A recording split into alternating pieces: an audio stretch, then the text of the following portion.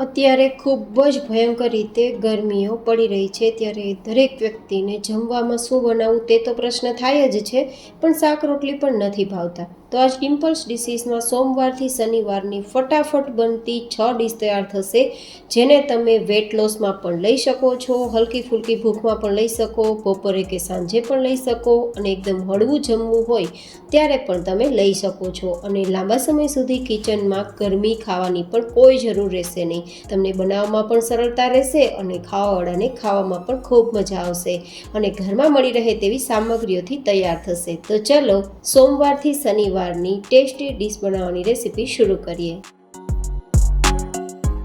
તો સૌથી પહેલાં સોમવારની ડીશ તૈયાર કરીશું. તો જેમના માટે 1 કપ જેટલા મમરા લેશું, 1/4 કપ જેટલી ચણાના લોટની સેવ લેશું, અને સાથે 2-3 ચમચી મગફળીના દાણાને શેકી ફોતરા કાઢીને લઈશું.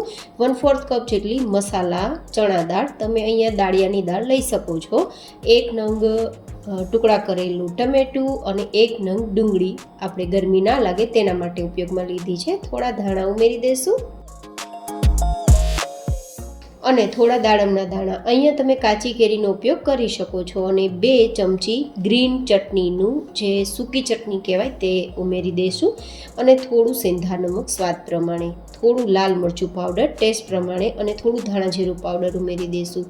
અહીંયા તમે ચાટ મસાલો ઉમેરવો હોય તો ઉમેરી શકો છો. તો હું થોડી હિંગ અને થોડી ચાટ મસાલા ઉમેરી દઉં છું. બધું જ માપ સ્ક્રીન પર આપેલું છે. એન્ડ ધેન મિક્સ કરીશું તો આપણી ઇન્સ્ટન્ટ ચાટ કે ઇન્સ્ટન્ટ ભેળ તૈયાર થઈ જશે, જેને તમે સૂકી ભેળ પણ કહી શકો. તમને એકદમ હળવું ખાવું હોય, શાક રોટલી ના જમવું હોય ત્યારે ગરમીમાં ફટાફટ પણ બનશે અને ખાવાની ખૂબ મજા આવશે. અને હા, જો વેટ લોસમાં આ ભેળ લેવા માંગતા હોય તો તમારે ચણાના લોટની સેવ ના લેવી હોય તો તેને તમે સ્કીપ કરી શકો છો, અને ચણાના દાળ જે તળેલી છે તેની જગ્યાએ તમે દાળિયાની દાળ લઈ શકો છો. તો તૈયાર છે ખૂબ જ ટેસ્ટી અને ખૂબ મજા આવે તેવી અને એકદમ હળવું ફીલ કરાવે તેવી આપણી ઇન્સ્ટન્ટ સોમવારની ડીશ. તમને કેવી લાગી તે મને કોમેન્ટમાં ફીડબેક જરૂર શેર કરજો.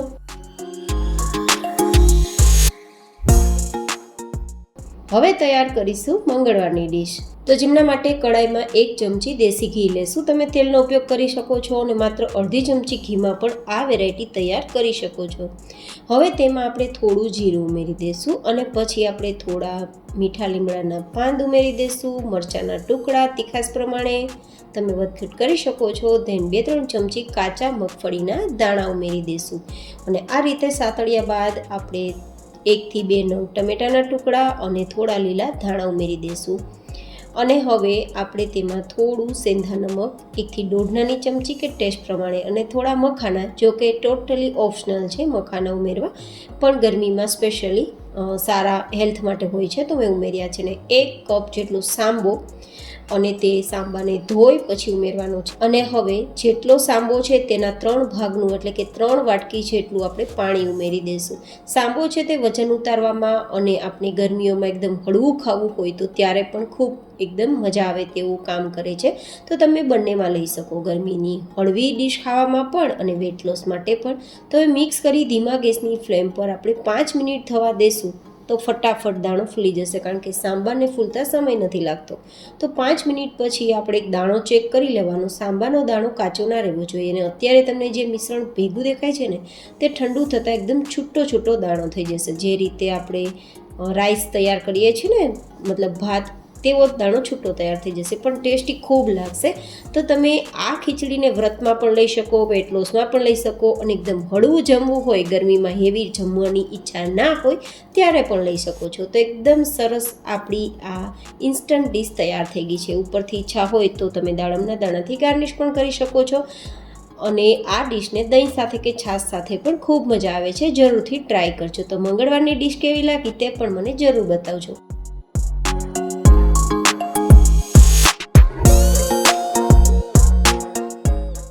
હવે તૈયાર કરીશું બુધવારની ડીશ. તો જેમના માટે આપણે એક વાસણ ઉપર ચારણો રાખશું, અને તેમાં 2 કપ જેટલું દહીંને માત્ર અહીંયા ગાળવાનું છે તેના માટે, કારણ કે દહીં થોડું પણ જો ખાટું હશે તો વેરાયટી મજા નહીં આવે. તો આપણે તેનું પાણી કાઢવા માટે નિતારી લેશું, કારણ કે પાણી કાઢી લેશું ને તો દહીંની ખટાશ ઓછી થઈ જશે. તો લગભગ 2-3 મિનિટ રાખી દેશું ને તો પાણી નીતરી જશે. 2 મિનિટ જેવો સમય થઈ ગયો છે, પાણી નીતરી ગયું છે. તો હવે એક્સ્ટ્રા બીજું વાસણ નીચે રાખી દેશું અને આ રીતે આપણે તેને ચલાવશું ને તો દહીં ગળાઈ જશે અને પરિણામે એકદમ સ્મૂધ કન્સિસ્ટન્સી આવી જશે. જો આટલી દહીં છે તેમાં પાણી નીકળ્યા બાદ આ રીતે ફેટશો ને તો એકદમ સ્મૂથ કન્સિસ્ટન્સી આવી જશે. અને થોડી ખટાશ મેન્ટેન કરવા 1 ચમચી સ્યુગર, થોડું સેંધા નમક, થોડું ચાટ મસાલા ઉમેરી દઈશું. અને પછી આપણે અહીંયા બધું જ મિક્સ કર્યા બાદ થોડા જો દાડમના દાણા હોય તો તે પણ ઉમેરી શકાય. મેં અહીંયા થોડા મખાના ઉમેર્યા છે 1/4 કપ જેટલા અને થોડા દાડમના દાણા. તમે અહીંયા પાકી કેરીના ટુકડા ઉમેરી શકો છો. જો કે માત્ર મખાનાથી પણ આ વેરાયટી તૈયાર થઈ શકે. ધેન ધાણા સ્પ્રિંકલ કરી મિક્સ કરી ચીલ કરી અને તમે ખાઈ શકો છો. ખૂબ મજા આવશે. માત્ર આ વેરાયટી તમે આખો દિવસ ખાશો ને તો પણ તમને પાણી પણ નહીં ઘટે, ગરમી પણ ફીલ નહીં થાય, વજન પણ ઉતરશે અને હળવું હળવું ફીલ થશે. તો આ ડિશ પણ તમને જરૂર પસંદ આવવાની છે. ઉપરથી ચાટ મસાલા સ્પ્રિંકલ કરી દેશું એન્ડ ધેન ઠંડી ઠંડી આ વેરાયટી ખાશું. તો કેવી લાગી બુધવારની ડિશ તે પણ મને જરૂર બતાવજો. હવે તૈયાર કરીશું ગુરુવારની ડિશ. તો જેમના માટે આપણે અહીંયા ફણગાવેલા મગ લેશું લગભગ અડધા કપ જેટલા અને સાથે આપણે ફણગાવેલા ચણા પણ લેશું અડધા કપ જેટલા. આ મગ અને ચણા એકદમ સરસ રીતે ફણગાવવા હોય તો કઈ પ્રોસેસ કરવાની, ચીકણા પણ ના થાય, ખરાબ પણ ના થાય, તેની રેસીપી જોતી હોય તો ઉપર આઈ બટનમાં લિંક આપી દઈશ.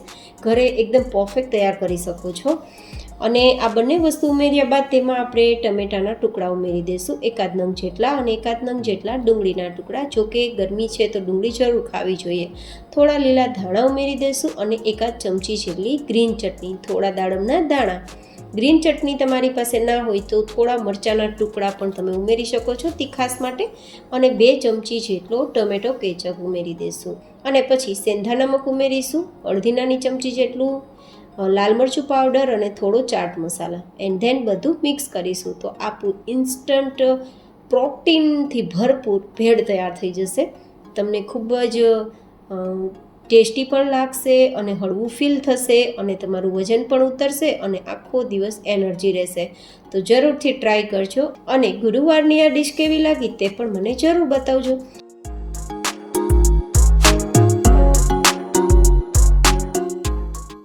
હવે તૈયાર કરીશું શુક્રવારની ડિશ. હવેની વેરાયટી આપણે સાબુદાણામાંથી તૈયાર કરીશું. લગભગ અડધા કપ જેટલા સાબુદાણાને પહેલાં ધોઈ લેશું અને ધોયા બાદ તેમાં આપણે પાણી ઉમેરીશું.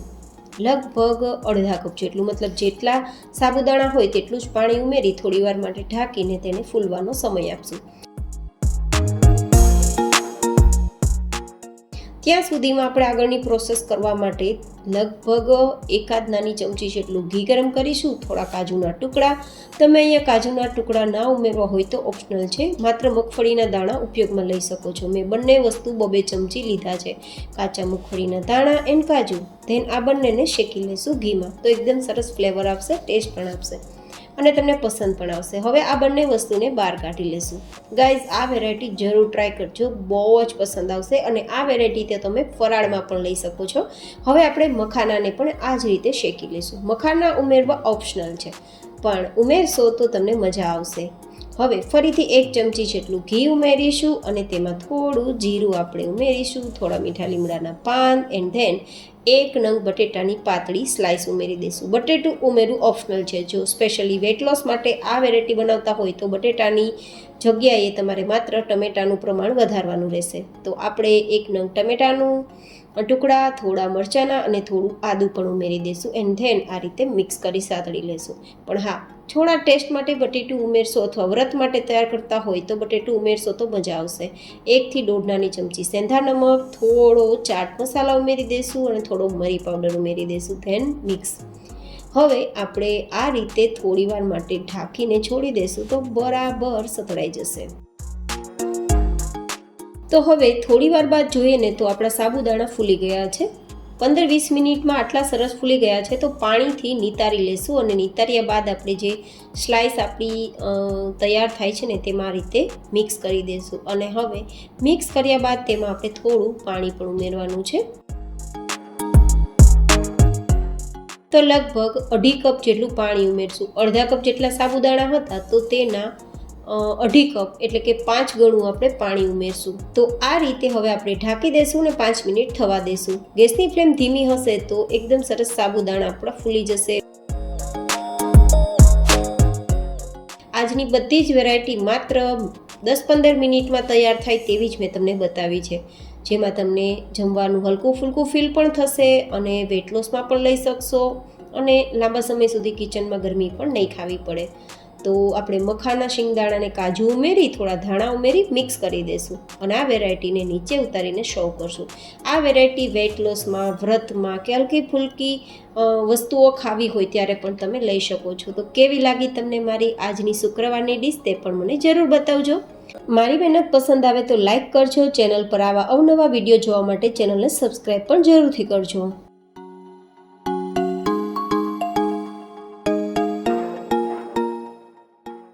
હવે તૈયાર કરીશું શનિવારની ડીશ. તો તેમના માટે આપણે થોડું દહીં લેશું, એક વાસણમાં 1 કપ જેટલું. આ વેરાયટી પણ તમને ખૂબ મજા આવશે. મેં આજે દહીંનો ઉપયોગ વધારે કર્યો છે કારણ કે દહીં છે તેમાં કેલ્શિયમ પણ હોય છે અને પેટને ઠંડક આપવામાં કમાલનું કામ કરે છે અને થોડી એનર્જી પણ વધારે રહે છે. તો હવે ઇન્સ્ટન્ટ ચટણી તૈયાર કરવા માટે મેં ગ્રીન ચટણીનું પ્રીમિક્સ તૈયાર કર્યું છે, તેમાંથી 1 ચમચી ઉમેરીશ. આ ચટણીનું પ્રીમિક્સ ઘરે તૈયાર કરવું ખૂબ સહેલું છે. તમે એ રેસીપી જોવા માંગતા હોય તો ઉપર આઈ બટનમાં લિંક આપી દઈશ. અને અહીંયા તમારે પ્રીમિક્સની જગ્યાએ મરચું, આદું ક્રશ કરીને ઉમેરવા હોય તો પણ ઉમેરી શકો છો. હવે થોડું સેંધા નમક, થોડા લીલા ધાણા ઉમેરી મિક્સ કરીશું તો એકદમ ઇન્સ્ટન્ટ આપણી ગ્રીન ચટણી તૈયાર થઈ જશે. ખૂબ મજા આવે તેવી આ ચટણી લાગે છે. કોઈ પણ ફરસાણ સાથે ખાવાની મજા આવે તો એકવાર ગ્રીન ચટણી પ્રીમિક્સ જરૂર ટ્રાય કરજો. તો હવે આપણે તૈયાર થયેલ ચટણીને સાઈડમાં રાખી દઈશું. કરવાના છે જે બોઇલ કરવાની પ્રોસેસ મેં નથી બતાવેલી કારણ કે વિડીયો લાંબો ના થાય. જેમના માટે બાફેલી મકાઈ 1 કપ જેટલી, બાફેલા સિંગદાણા 1 કપ જેટલા, થોડા ચીભડાના કે કાકડીના ટુકડા લેશું, થોડા ટમેટાના 1 નંગ જેટલા ટુકડા લેશું, થોડું પનીર. અહીંયા મેં 50 થી 60 ગ્રામ જેટલા પનીરના ટુકડા કરીને ઉમેર્યા છે. પનીર ઉમેરવું ઓપ્શનલ છે, જોકે પ્રોટીન મળશે તમને તો મેં ઉમેર્યું. થોડા લીલા ધાણા, થોડા દાડમના દાણા. અહીંયા તમે કાચી કેરીનો ઉપયોગ કરવો હોય તો કરી શકો છો. થોડું સેંધા નમક ઉમેરીશું એન્ડ ધેન ચાટ મસાલા 1/2 નાની ચમચી જેટલો. ચાટ મસાલા ના હોય તો સંચર પાવડર અને મરી પાવડર ઉમેરી શકો છો.